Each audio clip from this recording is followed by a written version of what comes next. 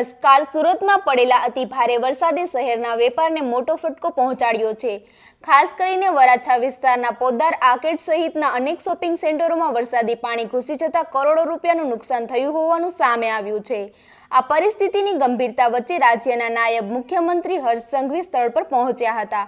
તેમણે અસરગ્રસ્ત વેપારીઓ સાથે મુલાકાત કરી તેમની આપવીતી સાંભળી અને સરકાર તરફથી શક્ય તમામ સહાયની ખાતરી આપી.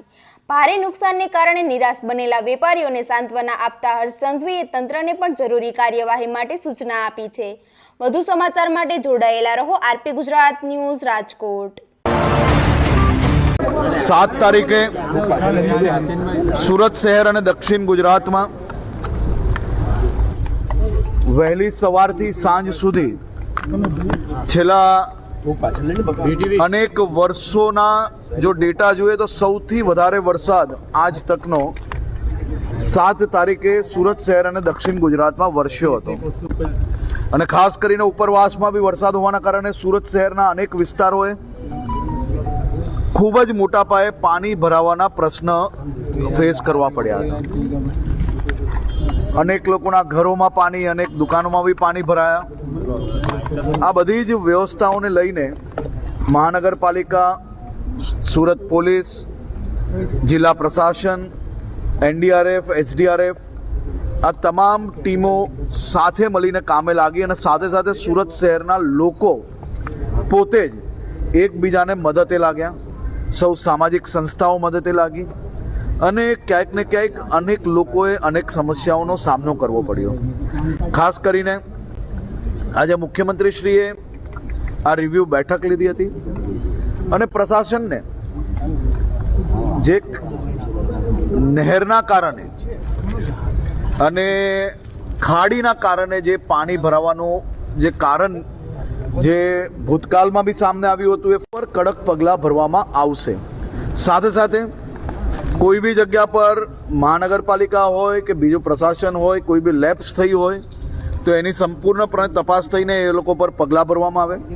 કોઈ બી રોડ, બીજા કોઈ બી કામગીરી જેની અંદર નવા કામગીરી થઈ હોય અને જે તૂટ્યા હોય અને એ કામગીરીની અંદર જો કોઈ બી વીકનેસ હોય તો એની ઉપર બી પગલાં બી ભરવામાં આવે ને જરૂર લાગે તો ફોજદારી પગલાં બી ભરવામાં આવે. તેની બી સૂચના સૌ અધિકારીઓને આપવામાં આવી છે.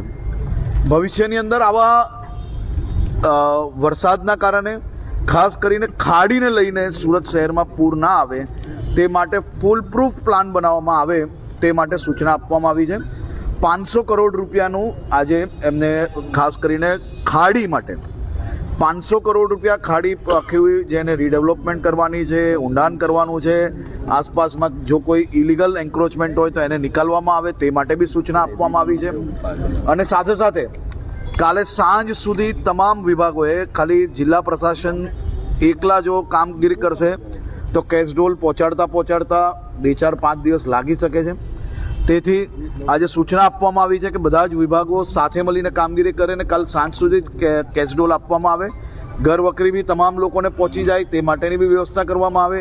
દુકાનોમાં, ઘરોમાં જે કોઈ નુકસાન થયું છે તેનું તાત્કાલિક સર્વે પૂર્ણ કરવામાં આવે. સર્વે પૂર્ણ કરતાની સાથે જ મુખ્યમંત્રી શ્રી રાજ્ય લેવલે એક બેઠક બોલાવીને જે નુકસાન થયું છે નુકસાનને કઈ રીતે રાજ્ય સરકાર મદદ કરી શકાય તે બાબતનું આવનારા સમયની અંદર ડિક્લેરેશન કરવામાં આવશે.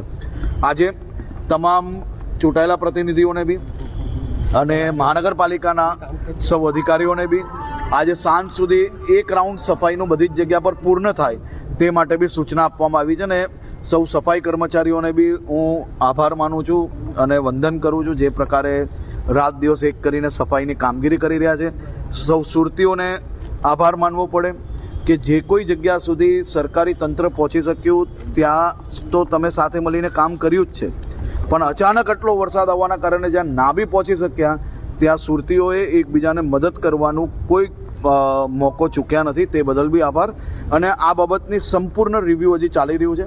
આજે મોડી રાત સુધી હું બી અહીંયા છું અને એની તપાસ કામગીરી ચાલુ છે. તપાસ પૂર્ણ થયા પછી આપ સૌને સંપૂર્ણ માહિતી આપશું.